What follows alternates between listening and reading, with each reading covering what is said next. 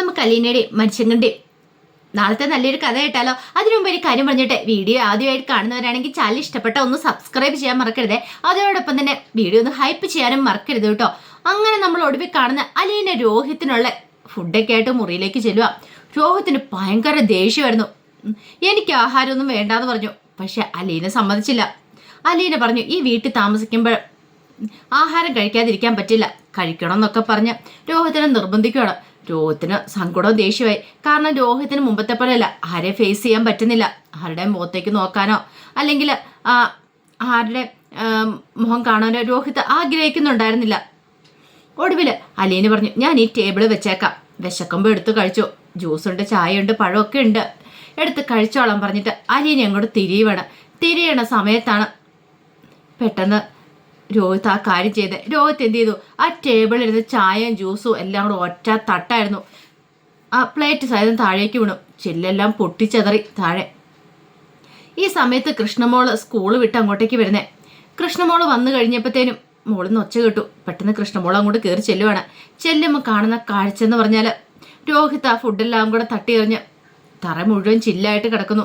അലീന ഒരു നിമിഷം ഇങ്ങനെ ഞെട്ടിത്തിരിച്ച് നിൽക്കുകയാണ്. പിന്നീട് അലീന രോഹിത്തിൻ്റെ അടുത്തേക്ക് വന്നു. അലീനയ്ക്ക് അവനോട് ദേഷ്യവും തോന്നിയില്ല. അലീനയ്ക്ക് മനസ്സിലായി, അവൻ്റെ മനസ്സിലെ ആ ഒരു ബുദ്ധിമുട്ടുകൊണ്ടാണ് അവനിങ്ങനെ ചെയ്യുന്നത്. ചെയ്യാത്ത കുറ്റത്തിന് ഇത്രയും ദിവസം അകത്ത് കിടക്കേണ്ടി വന്നില്ലേ, എല്ലാവരുടെയും മുന്നിൽ ഒന്നും അല്ലാതായി തീർന്നില്ലേ.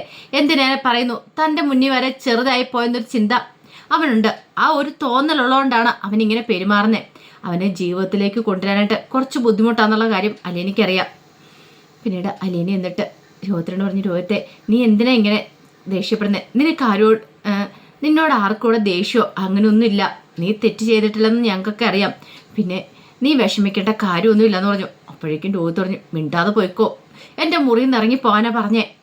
അതും പറഞ്ഞിട്ട് ദേഷ്യപ്പെട്ട് എന്ത് ചെയ്തു, അലീനയെ ഇറക്കി വിടാൻ തുടങ്ങണം. അപ്പോഴേക്കും അലീന പറഞ്ഞു, രോഹിത്തെ, ഇങ്ങനൊന്നും ചെയ്യരുത്, കാരണം കഴിക്കുന്ന ആഹാരമല്ലേ, പിന്നെ നമുക്കിതൊക്കെ ഓർക്കുമ്പോൾ വേദന തോന്നുന്നു പറഞ്ഞു. കൂടുതൽ എനിക്ക് ഉപദേശമൊന്നും വേണ്ടാന്ന് പറഞ്ഞു. അലീന പിന്നീട് അവിടെ നിന്ന് ആ ചില്ലൊക്കെ ഇങ്ങനെ പെറുക്കുകയാണ്. കൃഷ്ണമോൾക്ക് അതെല്ലാം കണ്ടു കഴിഞ്ഞപ്പോഴത്തേനും ഭയങ്കര സങ്കടമായി. കൃഷ്ണമോള് വിഷമത്തോട് കൂടിയിട്ട് മുറിയിലേക്ക് എന്നിട്ട് ചോദിച്ചു, എന്താ രോഹിത്തേട്ട അത്? രോഹിത്തേട്ടൻ എന്തെന്നെ ഇങ്ങനെ ചെയ്തതെന്ന് ചോദിച്ചു. അതും പറഞ്ഞിട്ട് അലീനയെ ഒന്ന് നോക്കി. അലീന ചില്ലൊക്കെ വാരിക്കൊണ്ട് പുറത്തേക്ക് ഇറങ്ങി കഴിഞ്ഞപ്പം കൃഷ്ണമോള് പറഞ്ഞു, രോഹിത്തേട്ടന് വേണ്ടിയിട്ട് അലീന ചേച്ചി എത്രമാത്രം ഓടിയെന്നറിയാവോ രോഹിത്തേട്ടനെ പുറത്തിറക്കാനായിട്ട്. എന്നിട്ടിപ്പം അതെ, എന്നെ പുറത്തിറക്കാനായിട്ട് ആരും വരേണ്ട കാര്യം ഉണ്ടായിരുന്നില്ല. ഞാൻ പറഞ്ഞു എന്നെ പുറത്തിറക്കാനായിട്ട്, ഞാൻ പറഞ്ഞായിരുന്നല്ലോ എനിക്ക് ജയിലിൽ കിടന്നാൽ മതിയെന്ന്. പിന്നെ എന്തിനാ എല്ലാവരും കൂടെ വിഷമിച്ച് എന്നെ പുറത്തേക്ക് ഇറക്കിയെന്ന് ചോദിച്ചു. എന്താ രോഹിത്തേട്ടത്? രോഹിത്തേട്ടൻ തെറ്റ് ചെയ്തിട്ടില്ല, ഞങ്ങൾക്കൊക്കെ അറിയാം, നിരപരാധിയാ, അതുകൊണ്ടല്ലേ രോഹിത്തേട്ടന് ജാമ്യം കിട്ടിയത്, പുറത്തിറങ്ങാൻ പറ്റിയെന്ന് ചോദിച്ചു. കൂടുതൽ നിങ്ങളാരും പറയണ്ട, എനിക്ക് നിങ്ങളാരും കാണണ്ടെന്ന് പറഞ്ഞിട്ട് കഥ അങ്ങോട്ട് വലിച്ചടച്ചു. കൃഷ്ണമോൾ സങ്കടത്തോടുകൂടി താഴേക്ക് ഇറങ്ങി വരിക. താഴേക്ക് ഇറങ്ങി വരുമ്പോൾ ഭവിതി ഉണ്ടായിരുന്നു അവിടെ. എന്താടി മോളുടെ ഒച്ചപ്പാടൊക്കെ കേട്ടെന്ന് ചോദിച്ചു. കൃഷ്ണമോള് പറഞ്ഞു, അത് പിന്നെ രോഹിത്തേട്ടനെ കൊണ്ടേ കൊടുത്തെ ചായയും ജ്യൂസും ഒക്കെ രോഹിത്തേട്ടൻ തട്ടിക്കളഞ്ഞു പറഞ്ഞു. എനിക്കത് അപ്പോഴേ അറിയായിരുന്നു, അവളത് പൊക്കി പിടിച്ചോണ്ട് പോകുന്നുണ്ടപ്പം മിക്കവാറും രോഹിത്തേട്ടൻ അങ്ങനെ ചെയ്യുമെന്ന്. ചേച്ചി എന്തൊക്കെയാ പറയണേ? പിന്നെ അവളുടെ വിചാരം അവളാണ് രോഹിത്തേട്ടനെ രക്ഷിച്ചെന്ന ആ ഒരു ധൈര്യത്തിൽ അവളങ്ങോട്ട് ചെന്നേ. അതുകൊണ്ട് രോഹിത്തേട്ടന് ഇഷ്ടപ്പെട്ടില്ല, രോഹിത്തേട്ടൻ തട്ടിയെറിഞ്ഞു. അങ്ങനെ തന്നെ വേണം.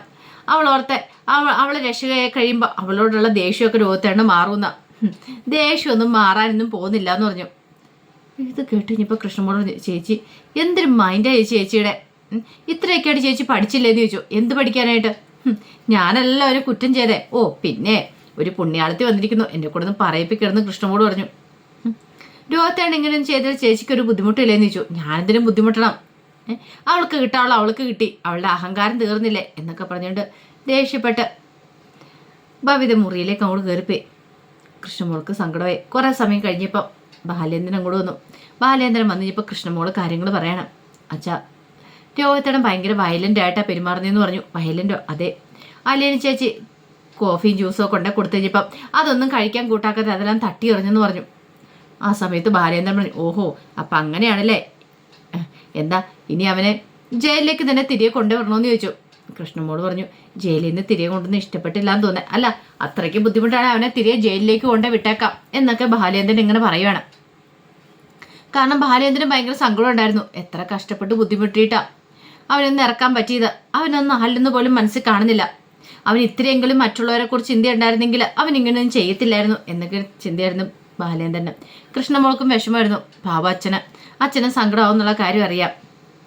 ഈ സമയത്ത് മനുഷ്യങ്കണ്ട അലീനെ വിളിക്കുകയാണ്. അലീനെ വിളിച്ചിട്ട് അലീനയുടെ കാര്യങ്ങളൊക്കെ തിരക്കുന്നുണ്ട്.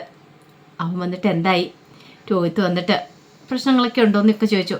അപ്പോഴേക്കും അലീന പറഞ്ഞു, കുഴപ്പമില്ല മനുവേട്ട, ചെയ്യാത്ത കുറ്റത്തിന് ശിക്ഷ അനുഭവിച്ച് ഇത്രയും ദിവസം ജയിലിൽ കിടന്നല്ലേ, അപ്പം അതിൻ്റെതായ ഒരു ബുദ്ധിമുട്ടും കാര്യങ്ങളുണ്ട്, അതൊക്കെ ഞാൻ മാറ്റിയെടുത്തോളാന്ന് പറഞ്ഞു. മനു പറഞ്ഞു, അത് സാരമില്ല, അതൊക്കെ തനിയെ മാറിക്കോളും, ഞാൻ എന്താണെങ്കിലും നാളെ അങ്ങോട്ടേക്ക് വരുന്നുണ്ടെന്ന് പറഞ്ഞു. അല്ല, അവിടുത്തെ കാര്യങ്ങളൊക്കെ എങ്ങനെയായി? ഇവിടെയോ? അമ്മയുടെ കാര്യം അറിയാലോ, അമ്മയുടെ സ്വഭാവത്തിൽ എന്തെങ്കിലും മാറ്റമുണ്ടോ? ഒരു മാറ്റമില്ല, ഇപ്പോഴും അങ്ങനെ തന്നെയാണ്, കുറ്റപ്പെടുത്തലുകൾക്ക് ഒരു വ്യത്യാസമില്ല. അലീനെ റെക്കമെൻഡ് ചെയ്തുകൊണ്ടാണ് രോഹിത്തിനെ ഇറക്കിയാന്ന് അമ്മ പറയണേന്ന് പറഞ്ഞു. പിന്നെ എൻ്റെ സ്വഭാവം അറിയാലോ, ഞാൻ അങ്ങനെ പെട്ടെന്ന് സമ്മതിച്ചു കൊടുക്കുന്ന ആളല്ലല്ലോ, അതുകൊണ്ട് കാര്യങ്ങൾ വലിയ കുഴപ്പമില്ലാതെ പോകുന്നു. പക്ഷെ അമ്മയ്ക്ക് നല്ല വിഷമമുണ്ട് രോഹിത്ത് പുറത്തിറങ്ങിയതിൽ. ഹരി അകത്തുമാണല്ലോ എന്ന് പറഞ്ഞു.